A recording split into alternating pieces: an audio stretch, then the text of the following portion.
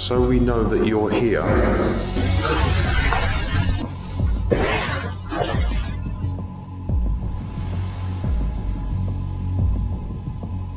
I thought I saw something next to me.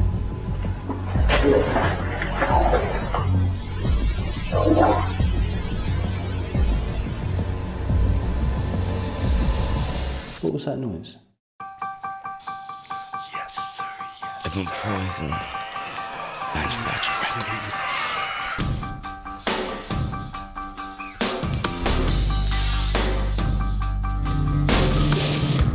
It's like a light is in my face, but I can't fall for you.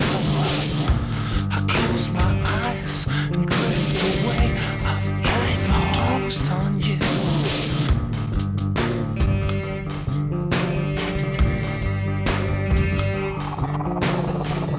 Then you wake up dead one day.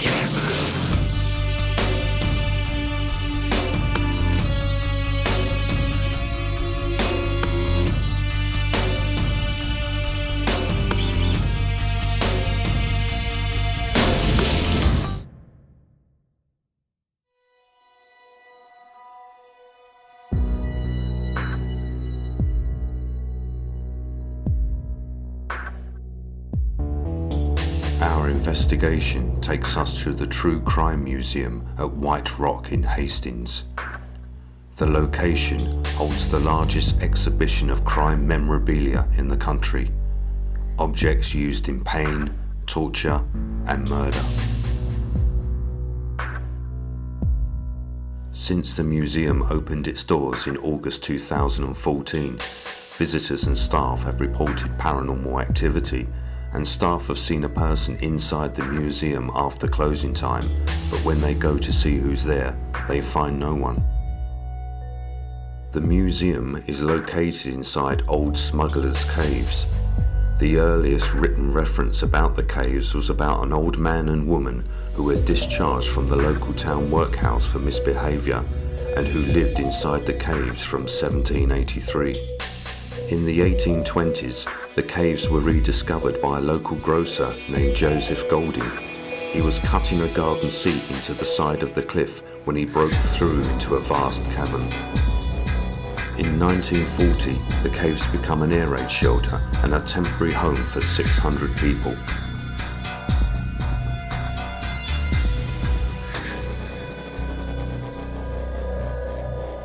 In 1884, the White Rock Brewery was opened, but it only lasted a year before the Palace Hotel replaced it in 1885. During the First and Second World Wars, the armed forces used the hotel for training as it was not far from the sea front where they would carry out their manoeuvres. All that remains of the Palace Hotel are the upper floors, which are now referred to as the Palace Chambers, and in its place now stands the True Crime Museum. Some of the items inside the museum are the dress belonging to Amelia Dyer, the prolific serial killer. She murdered over 400 babies.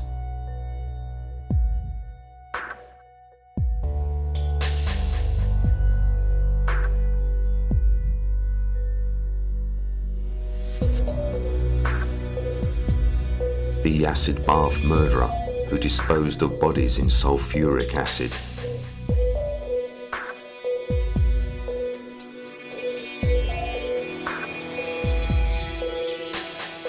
An original lethal injection deathbed, and all types of weapons used in murder and torture.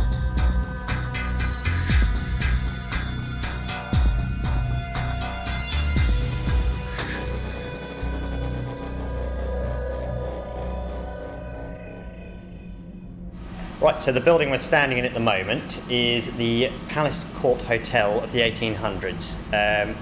Back in its day, it was built to capitalise on the pier's newly opening. Of course, when World War II and World War I occurred, it was shut due to the lack of tourist investment. It was built to be a very flashy hotel. It was Piccadilly dining and seaside views. There's a large ballroom upstairs. Is that, so the above palace, is that still in use today? sometimes, but more or less derelict, unfortunately. Because I read it was built in 1885 and then it closed down. It was about 20 years after that, if that.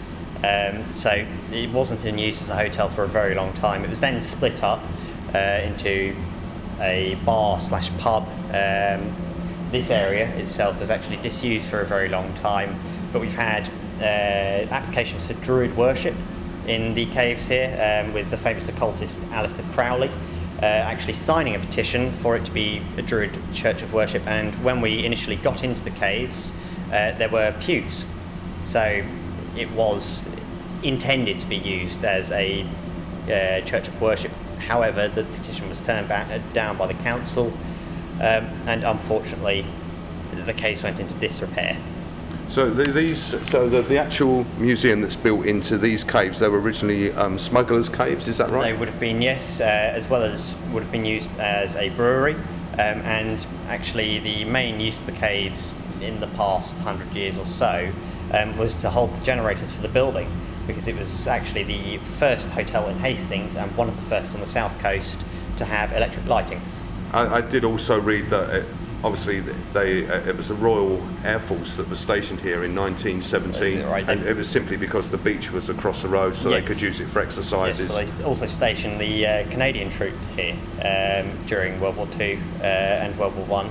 They billeted them here for a short while.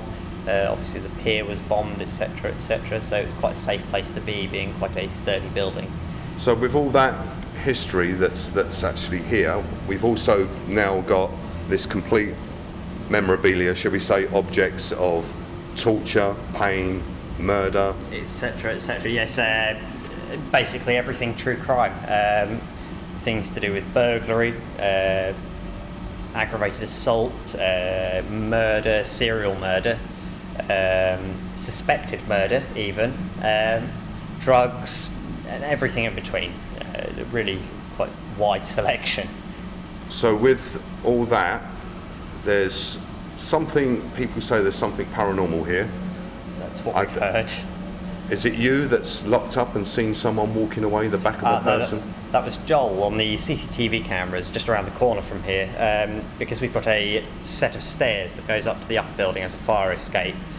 He was here locking up on his own one evening and witnessed someone walk down the fire escape and into the back of the caves, and obviously he ran round to see who was there and why they were coming into the museum, and there was no one there, in fact. And he checked the caves, and yes, it worried him quite a lot. He didn't like locking up on his own after that. So I think that really with so much history and what's gone on here, and also now with the True Crime Museum being here, it's going to be, shall we say, it's going to be hard to sort of try and pinpoint what this is. Is it something attached to something that you've got here? Is it because of the building itself, the smugglers' caves, the Palace Hotel, the brewery? Absolutely. Soldiers in World War I, soldiers in World War II. It's very hard to say, isn't it? With all the history, I mean, there's even stories of someone who there's a fabulous lift shaft in what was the hotel foyer, and someone either was pushed or fell down the lift shaft and died. And to this day, no one knows whether it was a suicide or a murder very well covered up. So there's many potential sources for anything that does go on here. Okay, so shall we have a wander through, and you can show us some of your exhibits?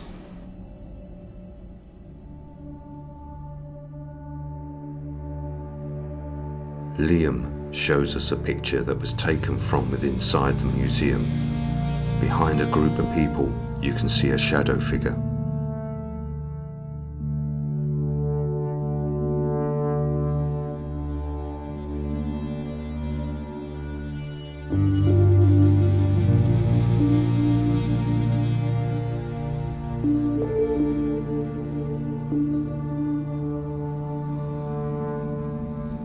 In this case here are the ashes of the famous fighting monkey, Jacko Macaco, who was brought over from Africa and the surrounding region back in the early 1800s. One of the ones that freaks me out, I must say.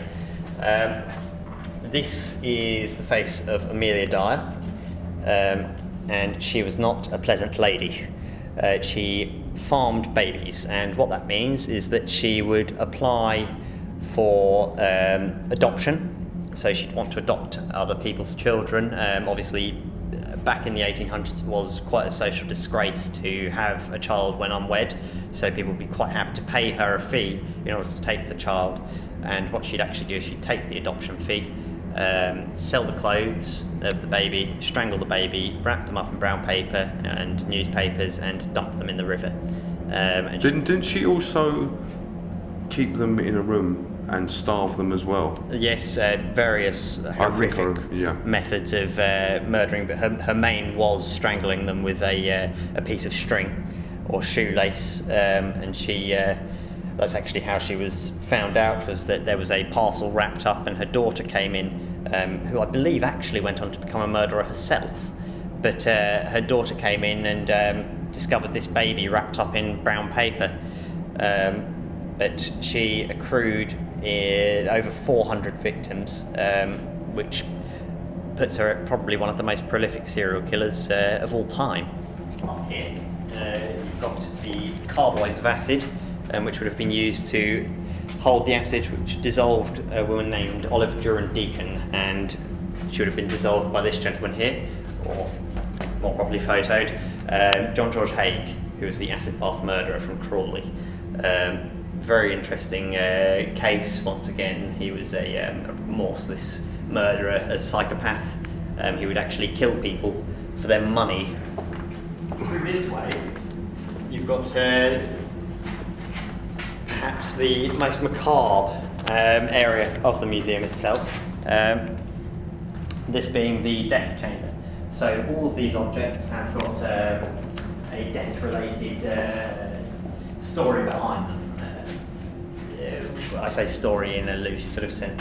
So this is a genuine lethal injection deathbed, used obviously to strap people down in the Philippines, and inject them with a 3-course drug cocktail, which slows their breathing, knocks them out, and then causes cardiac arrest. So yes, you might say that's a quite worrying one and a quite potent one. But then you move across and find some of the more perhaps interesting ones that we have in here. So this is the skull of a serial killer and rapist from France. So this is a noose that was used to hang 2 prisoners at Lincoln Prison. This is Louis Constantine and Boisel Gnupic. It's very hard to pronounce his surname.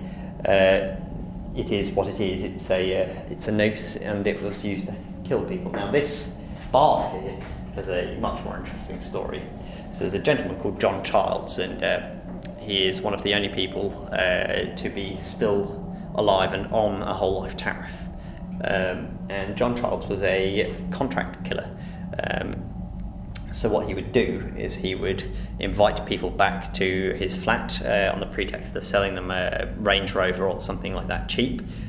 His flat would be decked out with sort of polythene on the floor in the context of painting, and he'd offer them a cup of tea, sit them down on the sofa and shoot them in the back of the head, obviously able to clear it up because of the plastic all over the floor. But yes, after he was convicted, and the way that this bath actually made its way down to us, Joel's great uncle Arthur, who actually lived a few doors down from John Childs in Dolphin House, was a member of the municipal waste depot and worked there for a number of years. And he, after, if we pause that and just double check. What was that?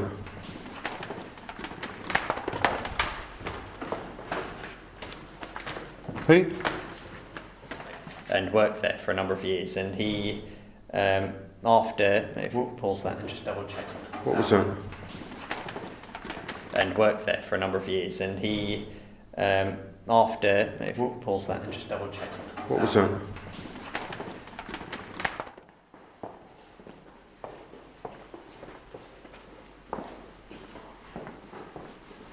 I'm sure that was a loud bang.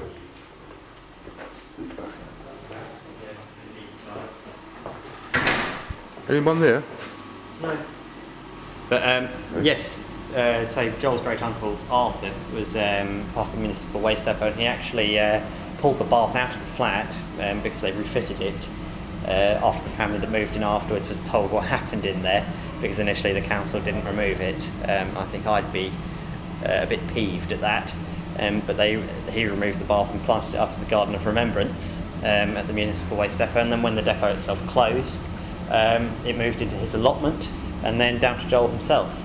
And Joel actually, when he was about 8 years old, witnessed John Childs robbing a bank, and that was the spark of interest that took him to collecting crime memorabilia. And without that witnessing, John Childs and countless others wouldn't actually be in the museum today, because it wouldn't exist. So a very interesting circle of development, if you'd like. It was time for our walkthrough to take baseline readings with our EMF and temperature equipment.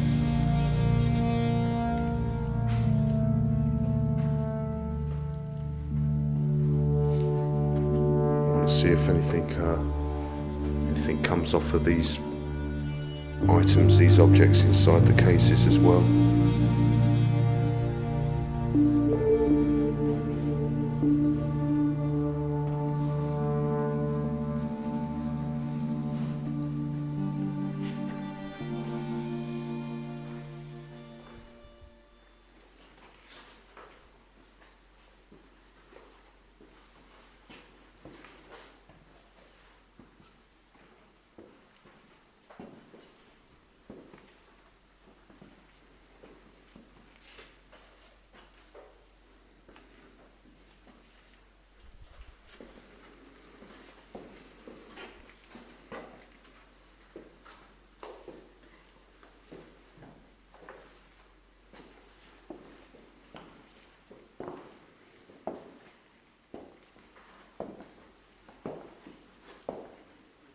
Nothing.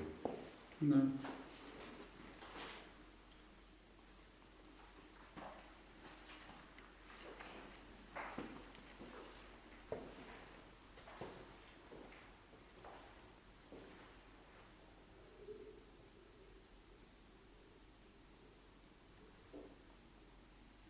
Did you hear that?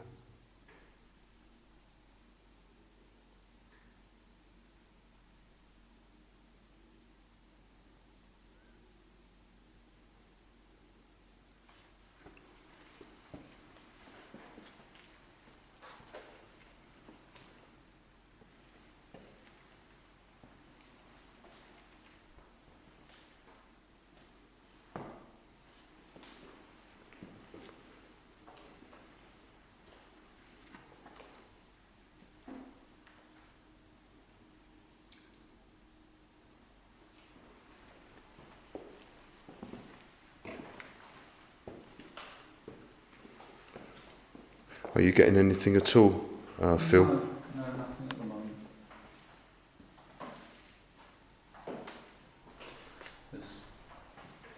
There's a dripping noise from over there, which is quite loud when it drips.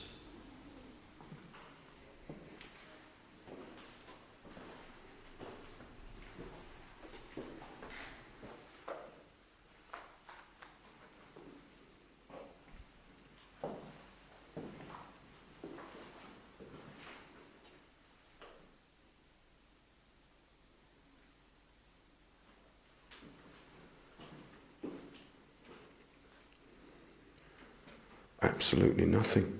No EMF whatsoever. 59 degrees to 60 degrees, no EMF. It's going to remain fairly constant, isn't it? Being underground in caves. Let's just hope something changes, because we know we've got nothing at the moment. But there's Not even a blip. No, even the cables that they do have in here are sealed, aren't they? Insulated, so. With our static night vision cameras set up and rolling covering the museum, Phil and I were the first to start the investigation.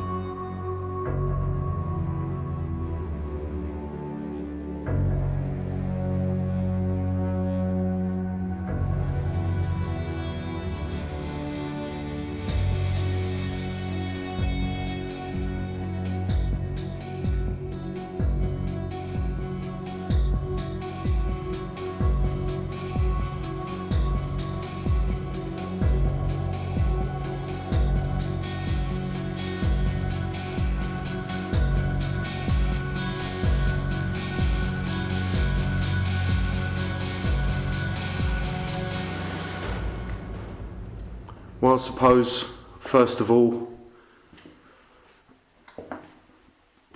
we'd better say hello to you.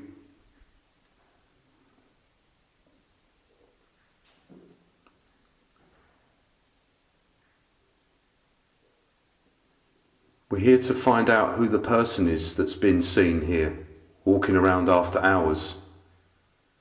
So we don't know if it's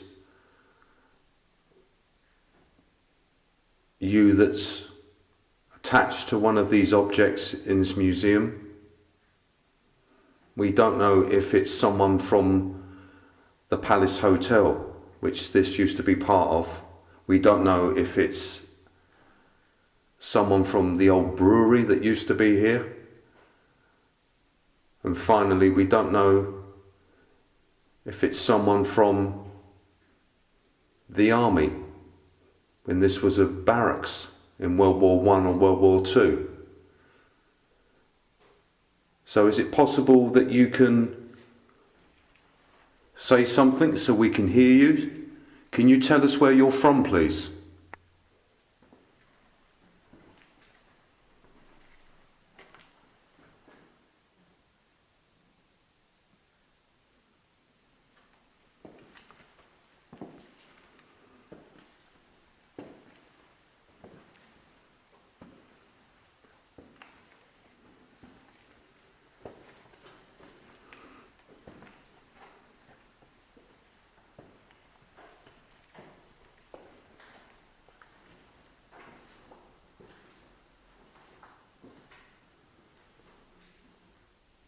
So we know that you're here.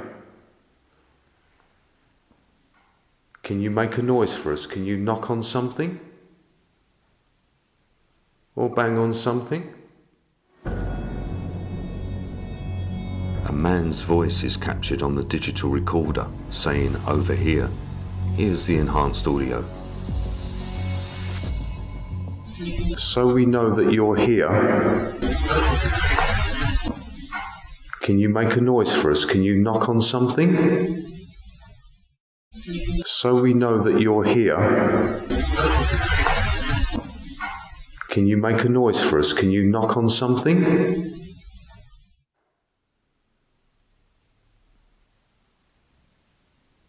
If you've done anything wrong, if you are connected to any of these objects in this museum, we're just here to talk with you.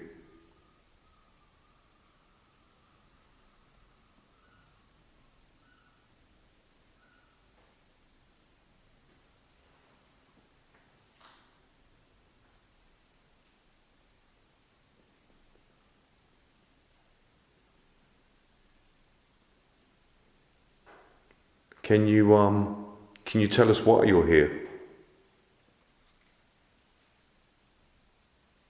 Heard a voice, Jeff, from behind me.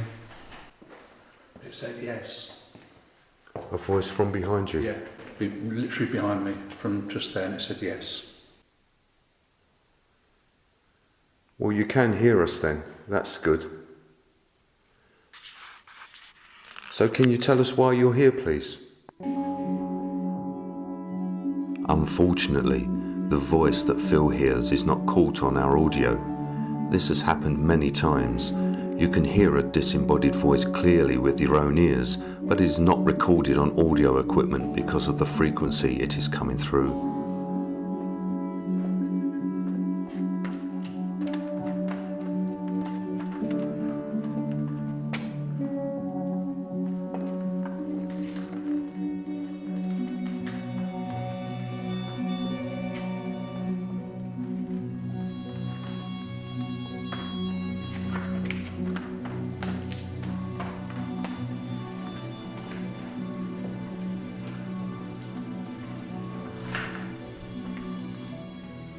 Is this where you are?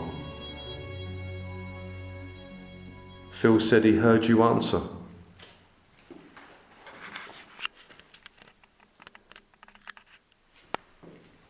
What was that, Phil?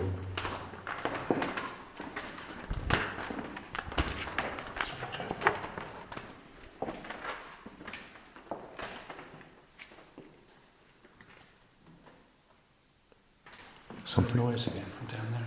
Something's moving. What do you think? Don't know what it was.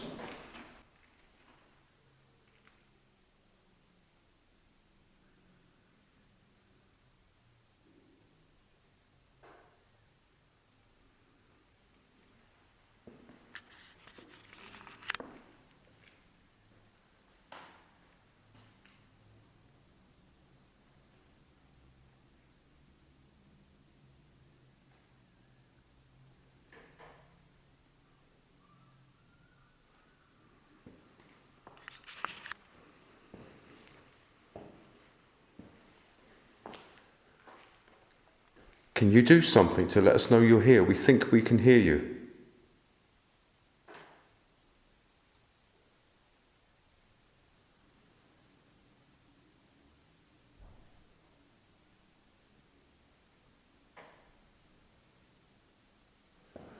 Let's go back where we was, Phil.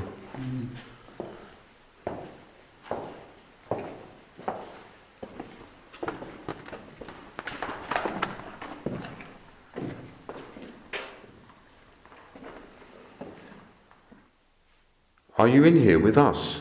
In here?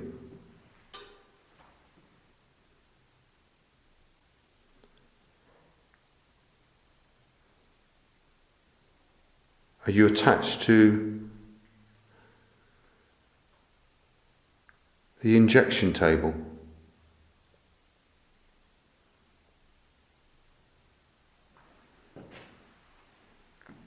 Or maybe the bath? Was you one of the victims from the bath? Or maybe the noose? Was you one of the men that were hanged? The recorder picks up a man's voice making a threat towards Phil, saying, "Going to get you, Philip." Here's the enhanced audio. Was you one of the victims from the bath? Or maybe... Was you one of the victims from the bath? Or maybe...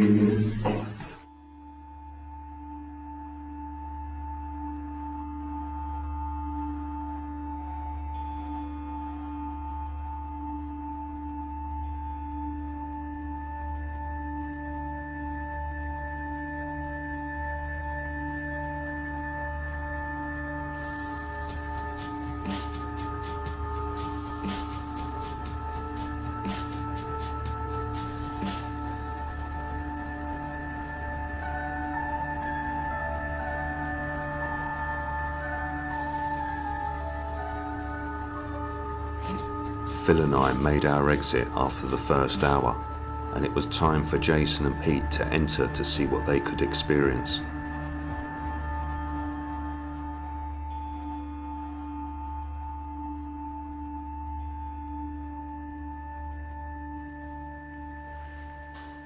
I'll tell you what, it does feel creepy though. When you know you've got all these weapons that are being used and that. I don't know what you mean. Got scared of skulls there.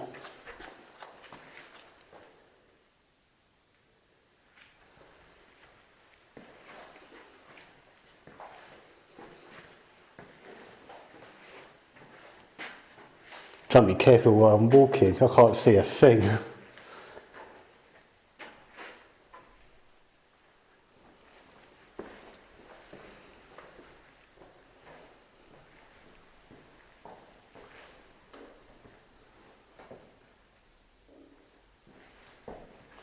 Should we go to the theatre? Did you say so? I've heard someone. Within moments of entering the museum, Jason hears a disembodied voice. Even though we have enhanced the sound, we still cannot make out what is being said. Should we go to the theatre? Did you say so? I've heard someone. Should we go to the theatre? Did you say so? I've heard someone.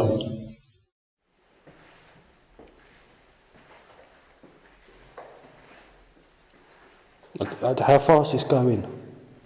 Quite a distance. Is it? I can't see a thing. I don't even know what's down here, to be honest. I'll give you a little bit of light. Oh, okay, I've got more room then. There you go.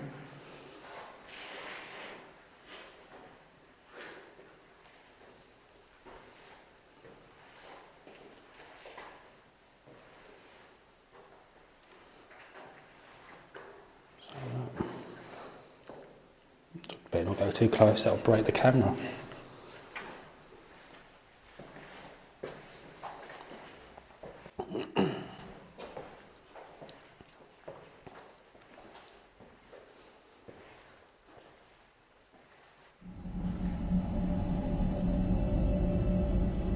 A voice is picked up on the recorder and on the camera's microphone saying, "Hello Jason." Here's the audio that was captured.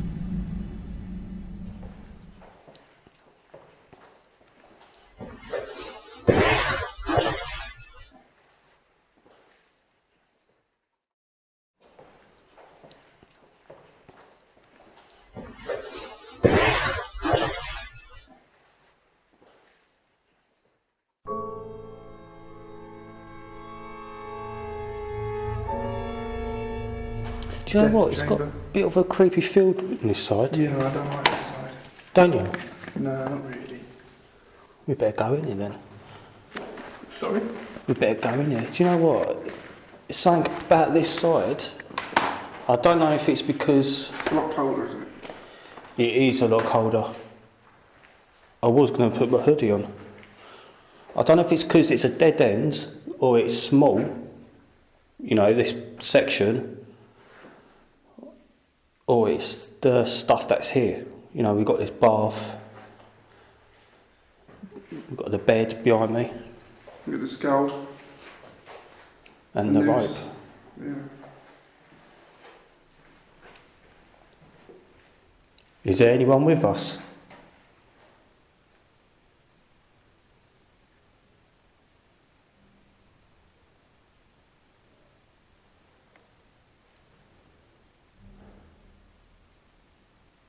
Can you hear that? Yeah, I heard that. Someone's out there. It might be them. I thought I heard the talk. I heard some talking as well. I don't know whether it's the other guys. No, because we shut the door, you can't hear anything. That's a steel door.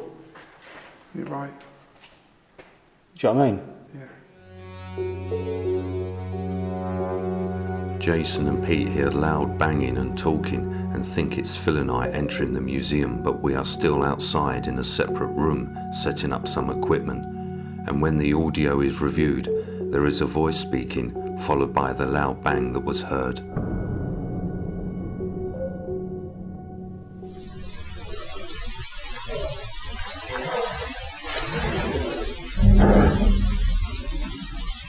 Can you hear that? Yeah, I heard that. Someone's out there.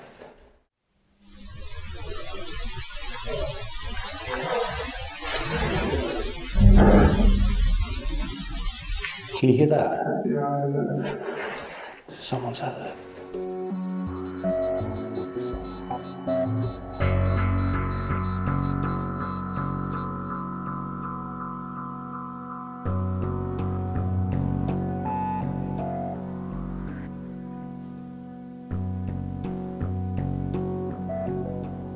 Tell you what, I was going all speckly in the back of my head.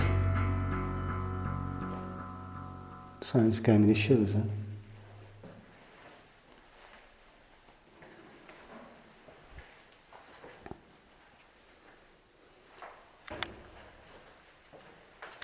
Can you knock on this wall? Just like that.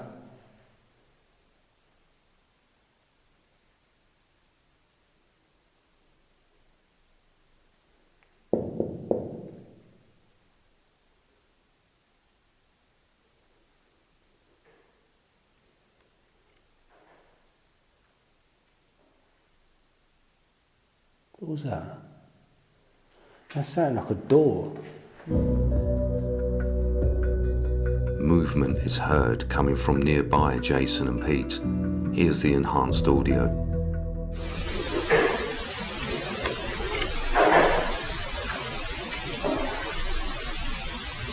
What was that?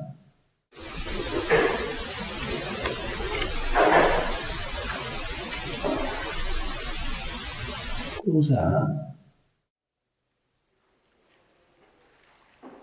What part do you think's the creepiest? In that little room? That's what I thought. I don't know why. I reckon it's because it's a dead end. God, it's creepy. Imagine just opening there and there's someone right in front of us.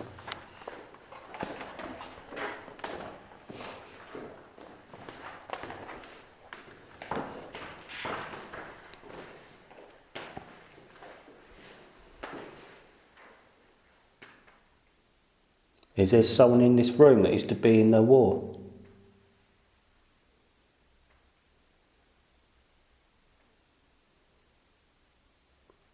Or did you used to work here in the mines? Building these tunnels?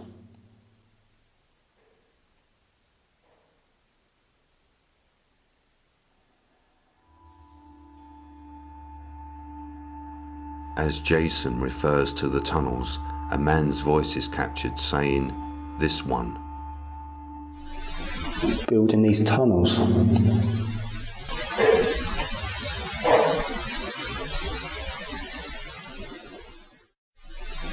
Building these tunnels?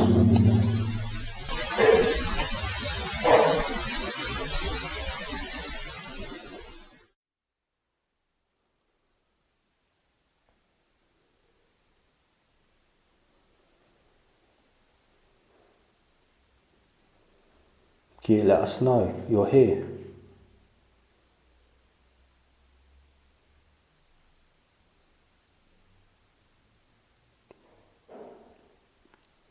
Can you show us you're here?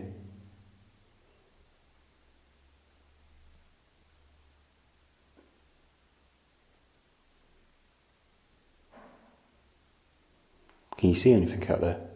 No.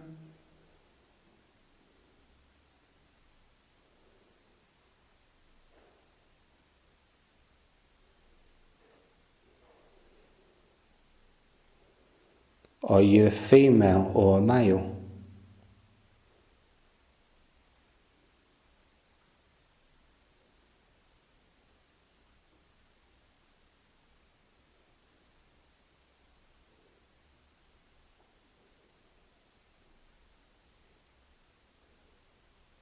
Is there something you'd like us to tell us? Tell us if you did something bad.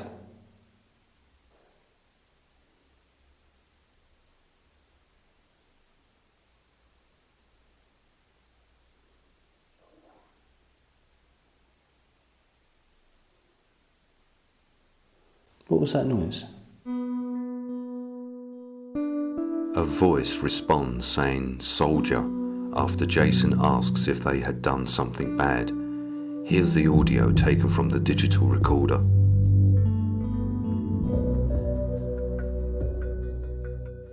Tell us if you did something bad.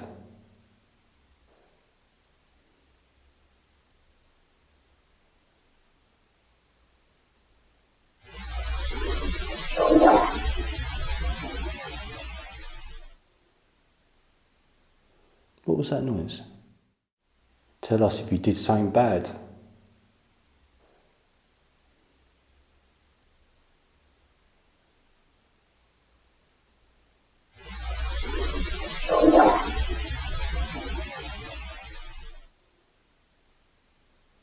What was that noise?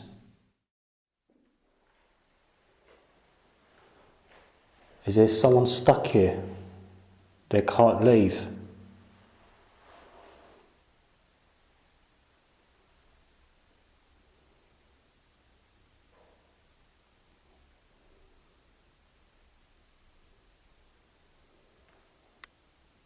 Is someone stopping you from leaving here?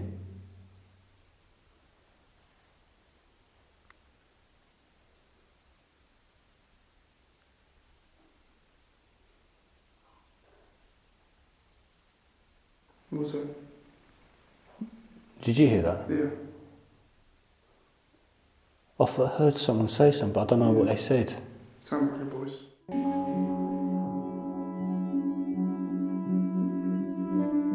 As Jason and Pete continue with their EVP session, voices can be heard on the camera's audio as if several spirits are talking, one telling the other, "Don't you confess?" Is someone stopping you from leaving here?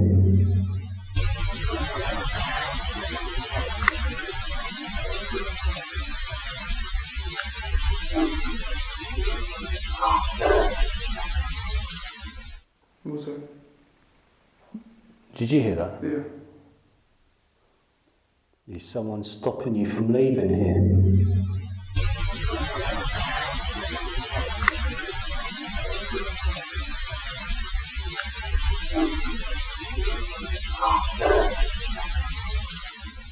What was it? Did you hear that? Yeah.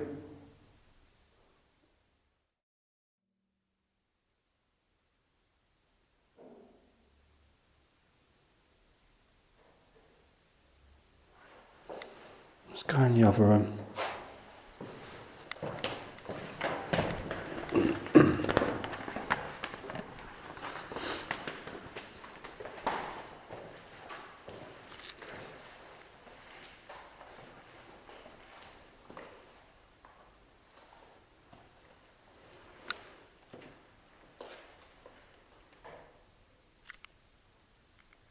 Is there anyone here that was killed by any of these weapons?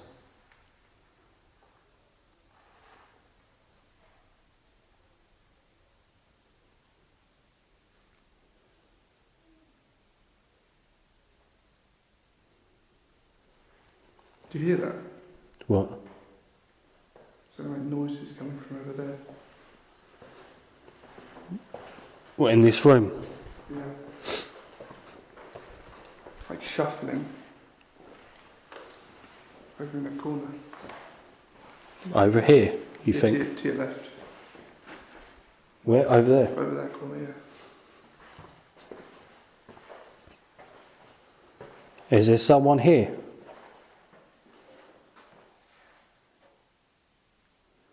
Is there someone right with us?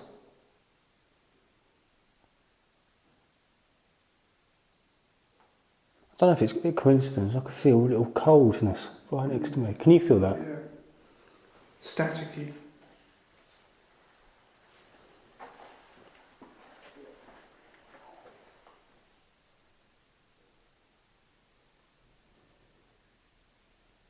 I thought I just heard someone.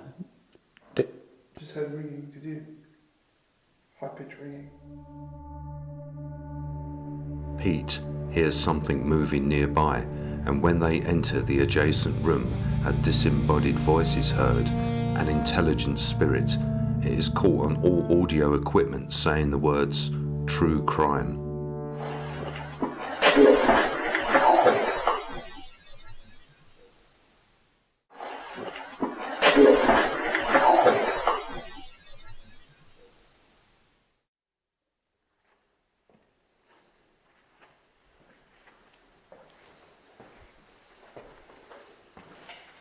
I would try but I don't think he will come forward.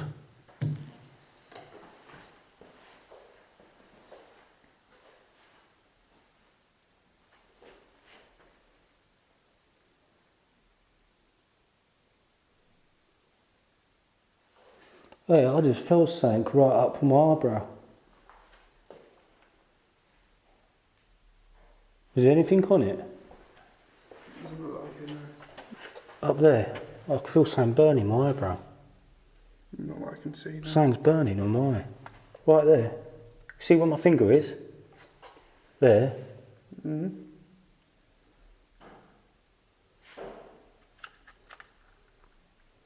No. Something's burning on my eye. Just when I walked past here, after I'd said about the monkey here, And his acid. I just walked past there. Is it? You alright? What did you? Oh, that just made me jump then. I don't know. What made you go? I thought I saw something next to me. I thought it was you then, man. You were right behind me. Where was it? Just here. I thought I saw something behind me, like a shadow or something. Jacko. Never thought I'd be trying to communicate with a monkey before, you know. Are you playing tricks on us? These are his ashes, aren't they? Yeah, his ashes actually kept in there.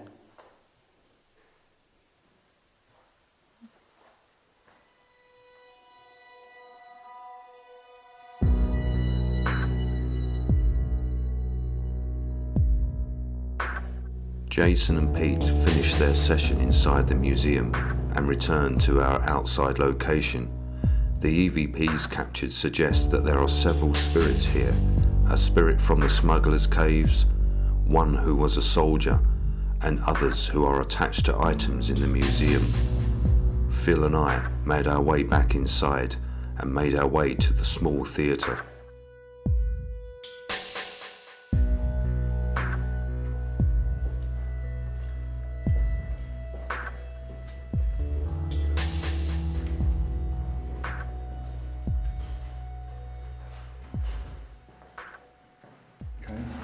We've set up some spectrum analysis software that detects sound both that we can hear and outside of our hearing range, and it presents it graphically and it shows you at what frequency the sound is. The idea being that if anything communicates outside of what we can hear, then it's recorded and we can listen back to it.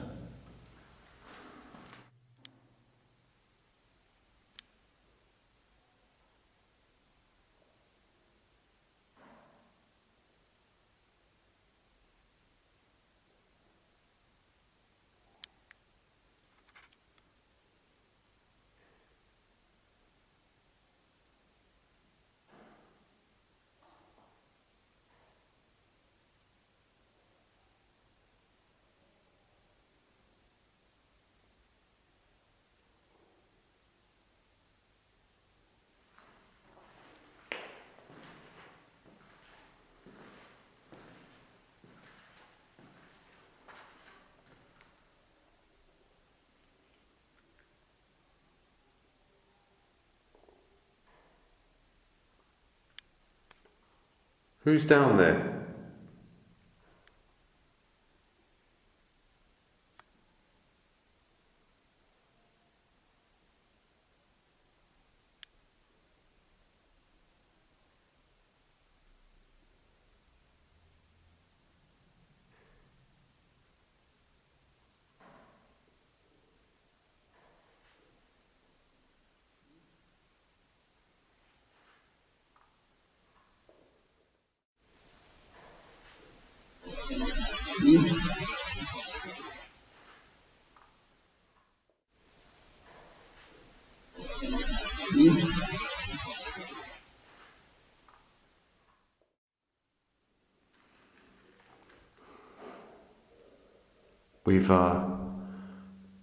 We've got some devices sitting on the end there. Can you tap the bench?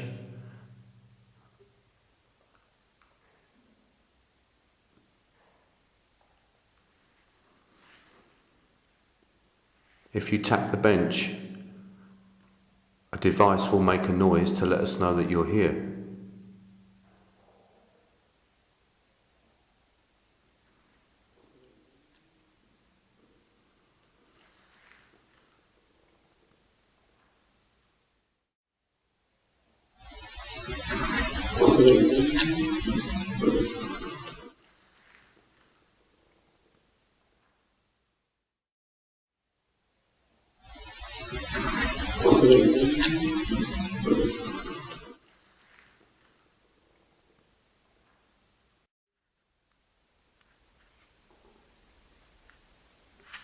Do you want to walk towards us?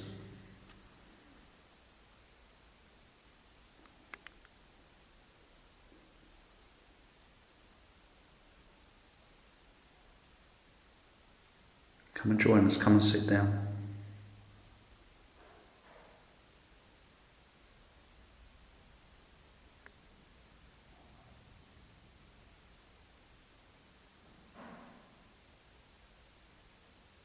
This is an old place. Do you hear a voice then?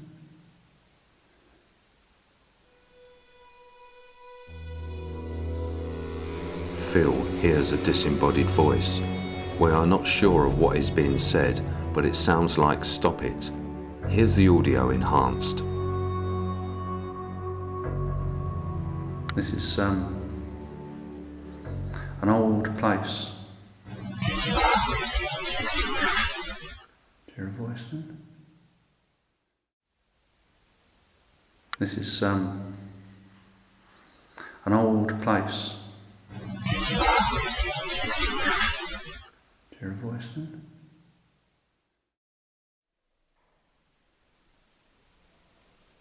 Something just moved. I kept thinking I was seeing someone moving, that's why I got up.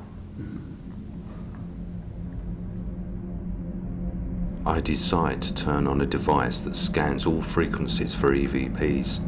If a voice is picked up on any frequency, it will show the word and say it at the same time. Can you hear that? Catacomb. Go on a minute. Catacomb.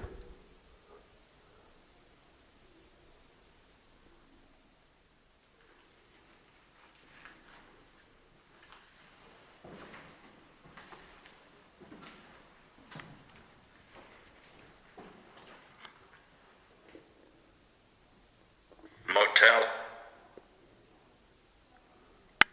Motel? Well, this was a hotel.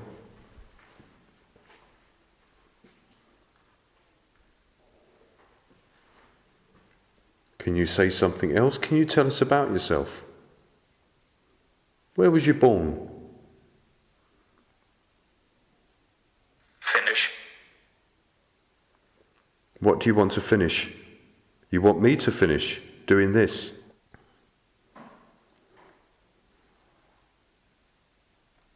Do you want me to stop? Whoa. Woman's voice in front of me just said stop. The EVP device says catacomb, motel, and then tells me to finish, which is then followed by a disembodied voice of a woman telling me to stop.